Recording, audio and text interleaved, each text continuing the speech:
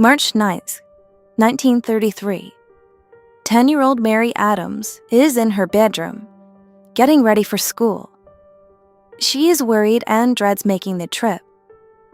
Not because school wasn't fun.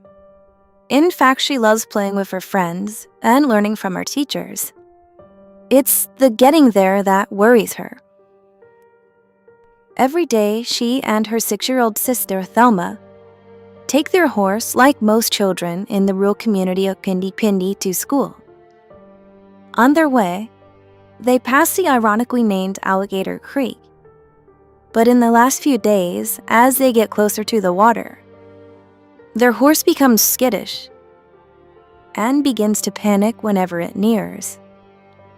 The girls try to see what's wrong, but the murky water prevents them from seeing anything at all. Eventually, though, the horse always calms himself, and the pair make their way to school. They like the independence of riding by themselves, so they decide to keep the incident a secret. If anyone found out, they could kiss their freedom goodbye. But today, Mary questions if she should tell someone. After a bit of back and forth with herself, she decides if her horse acts up again, she would let someone know. After all, as the old saying goes, it's better to be safe than sorry. Mary grabs her bag and joins her sister on their trusty horse, and the two make their way to school. Unfortunately, Mary would never make it to class that day, as the next time anyone would see her, it would be in the belly of a monster. Hello. Today I wanted to talk about the heartbreaking case of Thelma and Mary Adams, two children who were devoured by an Australian crocodile on March 9th, 1933. Now, I think this goes without saying, but viewer discretion is advised. Now, without further ado, let's dive into the story of Thelma and Mary Adams. Thelma and Mary Adams grew up in Pindi Pindi, Australia. To say this place is rural would be an understatement. In 2016, the town had a population of just 98 people. The locality takes its name from the Pindi Pindi railway station, which was named by the Queensland Railway Department in 1915. Pindi Pindi is an Aboriginal word meaning creek or flowing water. With the area having such a small population, most people had to travel great distances nearly everywhere they went, including children. Mary and Thelma were no different, taking a family horse to school and back. And on March 9th, 1933, that was no different. The two girls left in the morning on their way to class. But when school began, people began to worry when the children were nowhere to be found. Alarms were raised even further when the horse returned home, soaked and trembling in fear. The family moved quickly, tracing their daughter's path. And soon they found something no parent ever wants to find.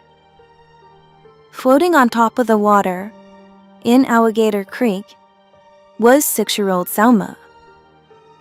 If that wasn't heartbreaking enough for the family, Mary was nowhere to be seen. A large search party was organized, led by Constable Gallagher. By this time, people believed something truly terrible had happened. With the creek being known for crocodiles, the constable had a plan. He placed dead wallabies in the water and laced the corpses with strychnine. Strychnine is a poison that was actually used in the 19th century for medical purposes. However, in large doses can be very fatal. A few days later, on March 17th, a 15-foot crocodile was found floating on top of the water. It was cut open to reveal the body of a small human. Clothing that Mary wore on that day confirmed it was indeed the missing 10-year-old. Here is what people close to the area and people who had a first-hand account believe what happened. On their way to school, the girls had to pass Alligator Creek. In order to pass it, the horse had to walk 40 yards through 3 feet of water. It is believed the crocodile pulled Mary off the horse and into the water where it devoured her. The horse became spooked and threw Thelma off his back, where she drowned. People believe the croc anticipated the girls as they made the trip frequently. The community was devastated, as not only did 2 children lose their lives, but this was the first death contributed to a crocodile in the area. Mary and Thelma Adams were 2 children who sadly lost their lives to one of the scariest and efficient predators the world has ever seen.